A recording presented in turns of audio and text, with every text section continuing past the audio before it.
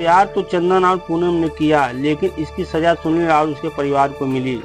उत्तर प्रदेश के रायबरेली का रहने वाला सुनील, जिसने परिवार में पैसों की तंगी झेली, मजदूरी की, फेरी लगाया और इससे निकलने के लिए दिन रात पढ़ाई की। सुनील की मेहनत रंग भी लाई और उसका चयन यूपी की 2 सरकारी परीक्षाओं में हुआ। पहली भर्ती 2018 में पुलिस कांस्टेबल के पद पे, दूसरा 2020 में यूपी के टीचर परीक्षा भर्ती में। सुनील का एक सुंदर सा परिवार था, जिसमें सृष्टि और लाडो नाम की 2 बेटियां थीं। अमेठी में 3 अक्टूबर की वो एक रात बस 7 मिनट में हंसता खेलता पूरा परिवार चंदन के बदले का शिकार हो गया।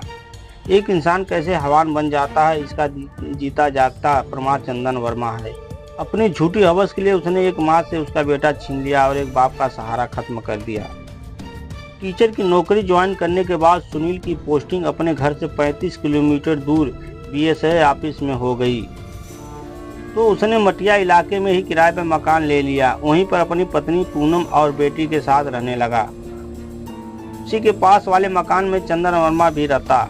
आसपास होने के नाते चंदन अक्सर सुनील के यहाँ आया जाया करता और उसके बेटियों को खूब खिलाता पिलाता। बच्चों के साथ रहते रहते अब उसकी नजदीकियां पूनम से भी बढ़ने लगी। नजदीकियां बढ़ी तो दोनों चोरी छिपे मिलने लगे। चंदन चाहता था कि पूनम सुनील को छोड़ दे और मुझसे शादी कर ले।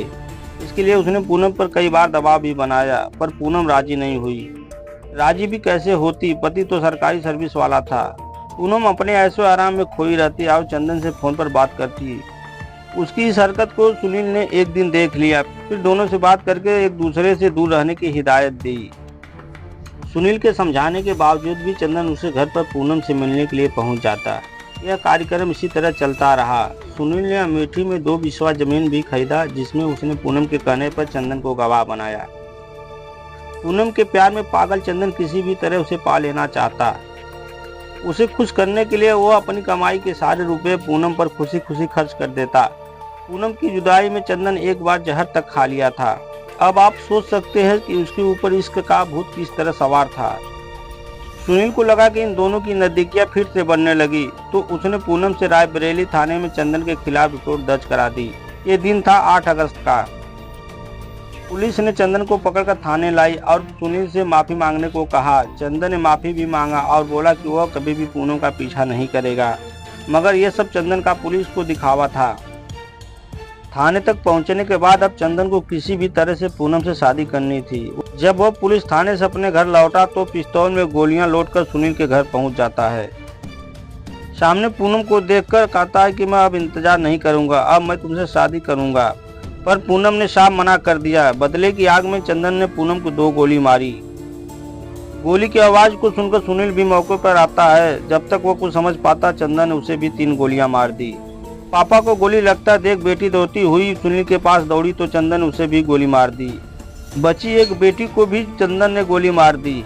अब ये चारों लोग मौत के आगोश में समा गए। पूरे परिवार को मौत के घाट उतारने के बाद चंदन मौके से फरार हो गया, पर पुलिस से ज्यादा समय तक बच नहीं पाया। पुलिस ने उसे गिरफ्तार कर लिया। किसी के एक गलती से पूरा परिवार समाप्त हो गया। आप अपना और अपने परिवार का ख्याल रखिए, सुरक्षित रहिए। मिलते हैं फिर किसी ऐसे ही रोचक कहानी के साथ। तब तक के लिए नमस्कार।